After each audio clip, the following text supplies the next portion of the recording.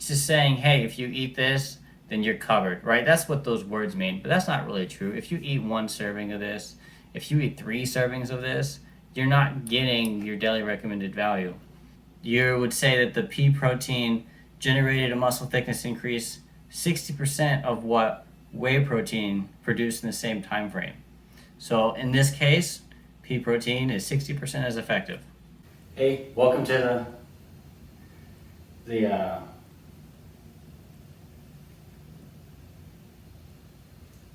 welcome to the channel. Alright, so this video is going to be based on Huel. It's a supplemental food.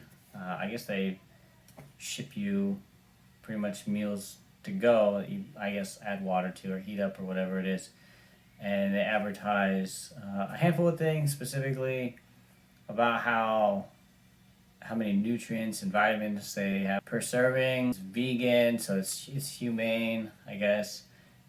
And effectively, like how superior their meal service is compared to other ones, also for the price. The reason I'm doing this video is because I get so many advertisements for this company that it's driving me insane. So I wanted to look into it because effectively they have to be spending a lot of money on advertising, and then based on the price for their product, it doesn't make a whole lot of sense because it's pretty cheap compared to other stuff. Some of the things that they do is they use pea protein instead of like whey. Their protein bars for 200 calories have 12 grams of protein, which doesn't sound like a protein bar to me. And then the serving size that they advertise, it doesn't really match with how much they say you should take in a day. We'll talk about that. There's like a multiple in there. And then it's just really irritating. But like in doing this research, I discovered that every article I could find about pea protein and how effective it is, they all resort to one study that was done back in 2015.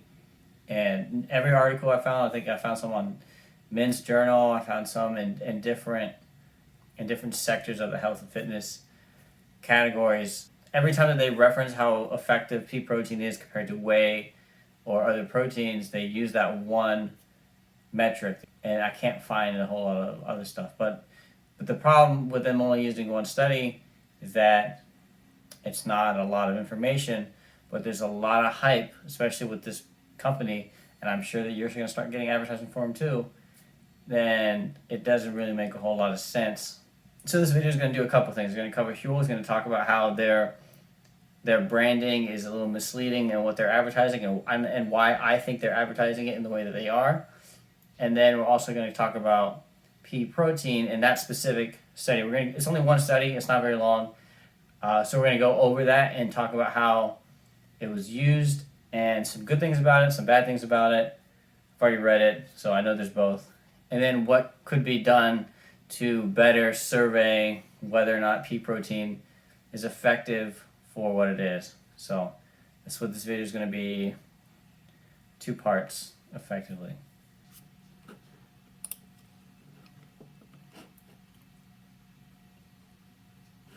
So here's the website for Huel, huel.com. It's clever. It's a H instead of an F. I'm not sure where the H, I guess it's just something clever. Okay, so we'll start with the Huel bar, which is obviously their protein bar. I guess now we're counting fiber as a macro. Maybe, I don't know. But that's what that 5 is right there. And the ingredients. So we'll start with the ingredients. It's not super crazy. Pea protein is going to be the main ingredient in a lot of these, and then brown rice and some oats and some other stuff, and then flavoring. So nothing crazy in here. And then we get to the nutritional profile. So this is what I find interesting. So it says consume to 1 to 5 bars per day as desired. And it's like if you're eating 5 protein bars in a day, you're not eating protein bars, which is the case, which is true.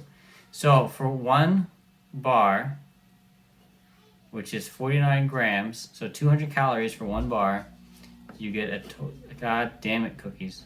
You get a total of 12 grams of protein. Now, keep in mind it's pea protein. It's not the same as whey, and we'll talk about that later. But it is 12 grams of protein for 200 calories, which is pretty awful as it comes to protein bars. If I want a protein bar, I want at least like a 10 to 1 ratio there for calories to grams. It's not an effective use of a meal. But it's interesting how they're like, oh, well, let's just eat 5 a day because that's useful. And then we'll talk a little bit about this later because it's somewhat interesting. If you look at the vitamins per bar, they're all like 10 to 15% for the vitamins. And then when you get down to some of the metals, they're more. And I think there's a reason for that. All these vitamins right here, 10 to 15%, vitamin C, but it's, vitamin C. And then you get down to the zinc and the copper and selenium, magnesium, right? It's a little bit more, which is why I think they have it ratioed this way to limit how much comes up on your nutritional label. But let's talk about the hot and savory, because this is the advertisement I get a lot. So we'll stick to this one. Hot and savory. Well, ingredients is grains, pea protein, flaxseed, just a typical vegan stuff, I guess. I don't know what typical vegan stuff is because I'm not a vegan and I have not looked into veganism. But these are the things that are associated with it. Each recipe is similar except for like the little flavoring. There's not a lot of variation in there, but that's fine. I don't think that when you're doing these products, you're looking for a variance. So, nutritional profile. So this one's if you look at this, each bag contains 665 grams.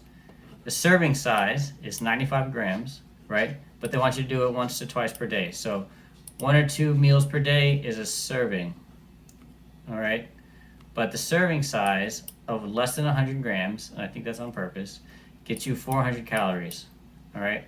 So 1 serving gets you 400 calories, and it gets you 25 grams of the pea protein, and then that 1 serving gets you effectively like 20% of all your vitamins that you would get and minerals in here.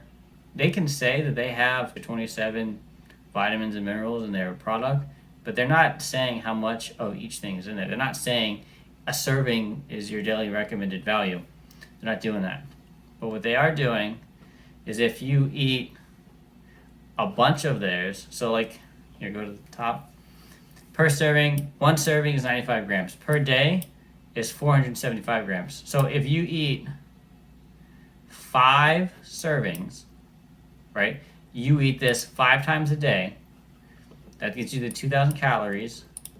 And if you eat 5 of them a day, that's what gets you 100% of a lot of these things. So like the entire point of it is a little weird because you have to eat 5 servings to get 100% of what they're advertising as their product is like good for.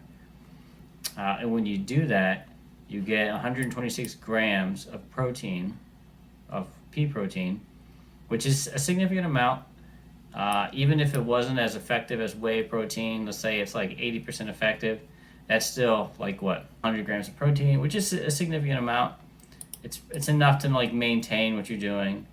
Most people who are working out a lot and trying to build a lot of muscle, they're going to want more protein than that. But those kinds of people, they're not going to be eating this product, right? So it's kind of not important. But if you go down to daily, if you eat 5 servings, then you're doubling some of the metals that you're getting. And these servings, I looked them up individually for a couple of them. They're not going to give you any adverse problems. I don't think you're even coming close to the amount of copper that you would need to have health problems from it. So with these kinds of metals, you're not really approaching any hard limits on like what can give you health concerns, even though the numbers are 2 to 3 times the amount that you're recommended each day. But if your point of taking this as like you want this 5 times a day so that you can get 100% of your vitamins and stuff, You can do that easily with multivitamins or just a normal diet. And the explanation for why this is useful kind of doesn't make sense to me. It is a little cheaper than a lot of the other meal plans out there. But the problem with this that I find is that it's not. So this meat contains a balance of all 27 essential vitamins and minerals, proteins, essential fats. So like, it's just saying, hey, if you eat this, then you're covered, right? That's what those words mean. But that's not really true. If you eat one serving of this, if you eat 3 servings of this, you're not getting your daily recommended value. It's not as good as it could be. Great. It's featured in all these things. Fantastic. You can get featured wherever you want to pay advertisements for.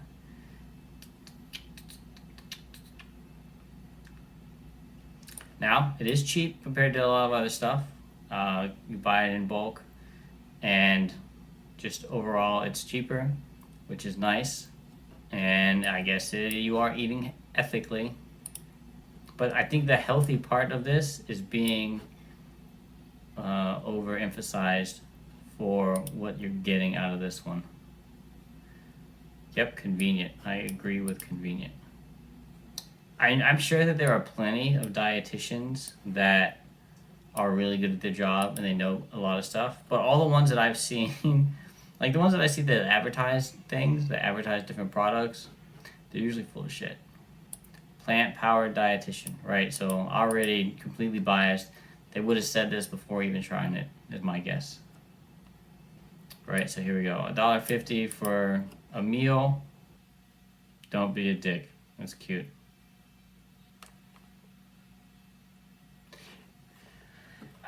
So if you're needing 2 scoops with some instant coffee, then I feel like your scoops are not very protein dense.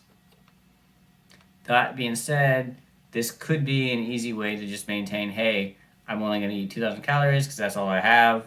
Easy to measure. Assuming that what they sent you is the actual weight and ratios that they advertise, and there's no reason to think not. I'm not going to buy it and weigh it to find out. But I do think that how they do this is a little misleading, but I don't really hate the company as a whole. It's just their advertisements. Oh, human fuel. Sure, if you ignore things that people kind of need. So overall, I don't really see a big problem with this product. I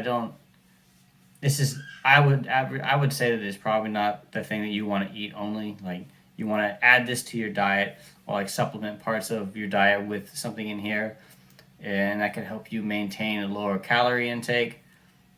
As for getting all your vitamins and nutrients from this product, I would say it's probably not the best way to do that, especially because of how much of this you'd have to like eat 2,000 calories of just this to get just 100% of a handful of those vitamins that you should be getting. I mean, if you really want, you can just take the multivitamins that do way more than that. They're way cheaper and they're way less calories. But if you just want, this would probably be a good way to kind of maintain portion balance and a diet if that's what you're looking for, especially for the price because it's not crazy expensive. But I do want to touch on the effectiveness of pea protein. So this right here, this product, it advertises pea protein as like their main thing, which we'll get into later, but it doesn't have all of the amino acids that it needs to be considered a complete protein. But what they do, from what I understand, is they add in the oats and other things that give you the rest of those amino acids so that overall you have them all. So, I mean, it doesn't seem to be something I would advertise. I wouldn't tell people to try this because there are better ways to do it. But I don't think it's going to hurt you. It's just not going to be super effective. So now we'll get into the pea protein. If you look up pea protein powder, even if you put a little line in there, Google Smart, probably. So this is where it gets weird, right? So the pea powder for $1.50, you get 400 kilogram, or you get that's a lot. For $1.50, they advertise you can get 400 calories worth of servings, and each serving has 25 grams of their pea protein. But that just seems crazy cheap, because pea powder it's not super cheap, right? 28 grams is like a third. So you're paying a third of, at the low end, a third of your serving, a third of your $1.50 is for 28 grams. That's the low end. Your cost is just for the pea protein at the low end, which is weird because there's a lot of other stuff in there. There's a lot of advertising. So if that's what you're paying for, like, where are they making their money?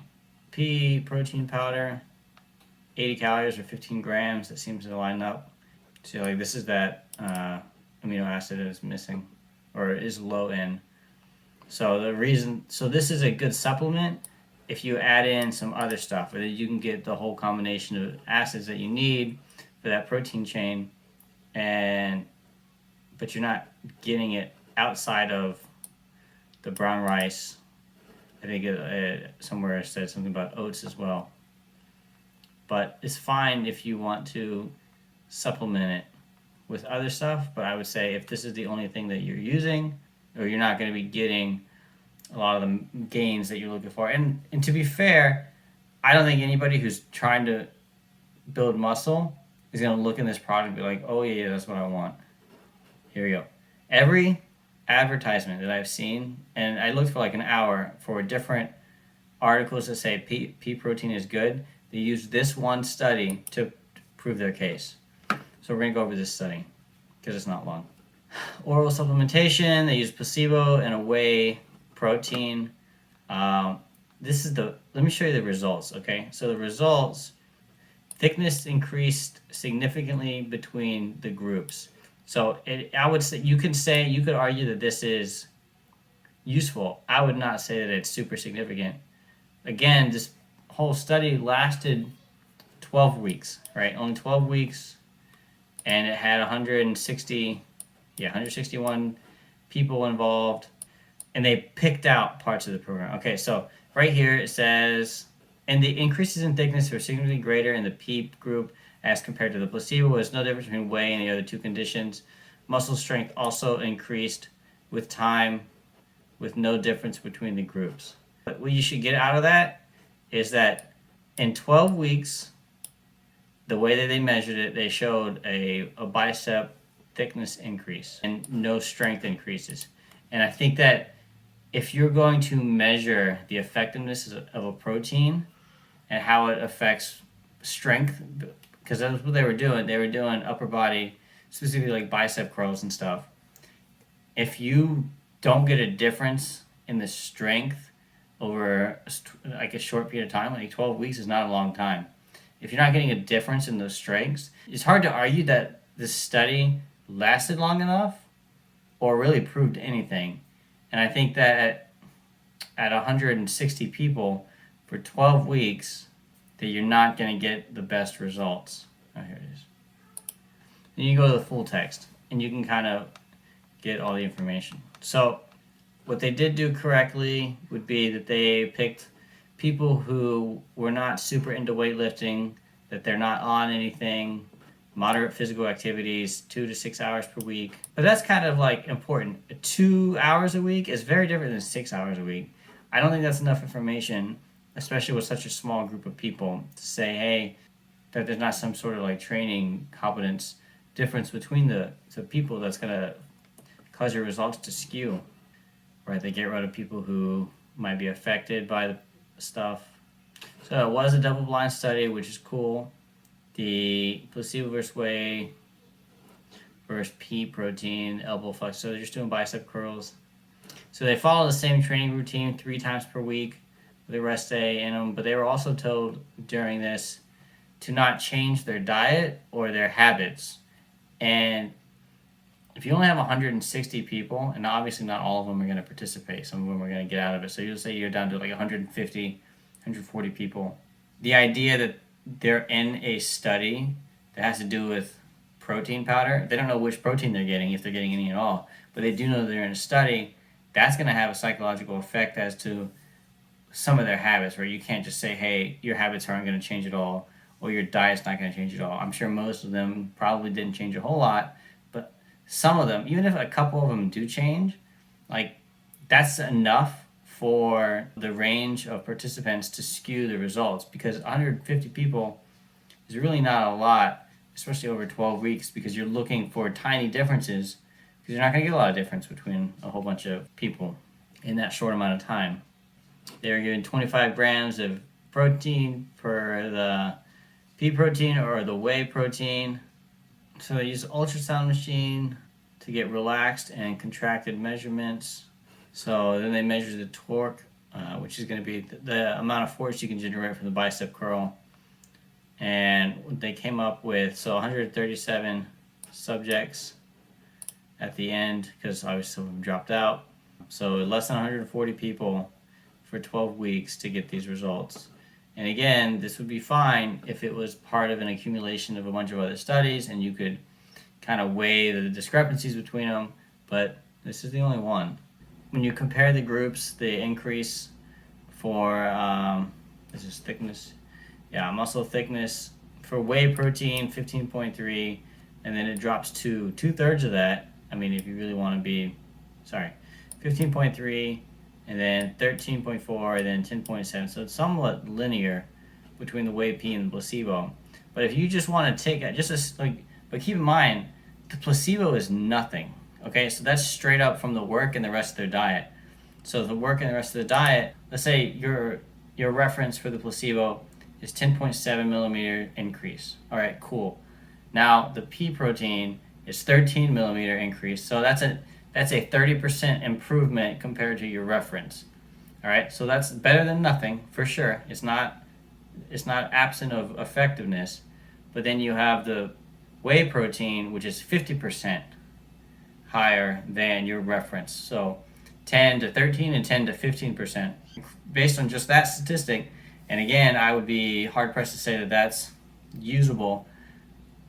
You would say that the pea protein generated a muscle thickness increase 60% of what whey protein produced in the same time frame. So in this case, pea protein is 60% as effective. Now this is cool to know. I don't know how much you care about it, but after 6 weeks, the placebo group sort of maintained, and their gains slowed down. So resting, the placebo gained 0.4 centimeters in 84 days.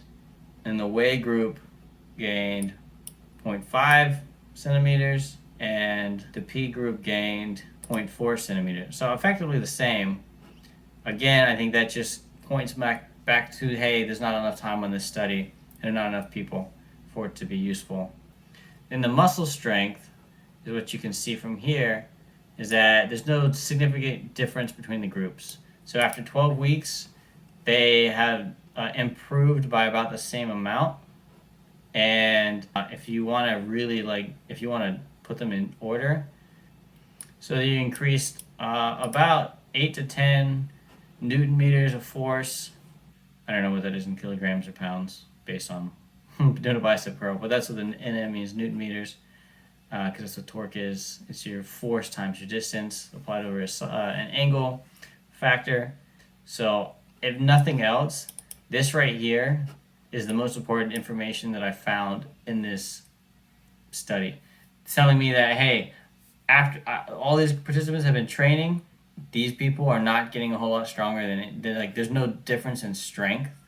If there's no difference in strength, then I would argue that your study hasn't gone long enough, especially because the measurements, they're small. If you want to parse this apart, you can say the pea protein it's a protein powder, but it's not going to be as complete as you would say like whey protein is.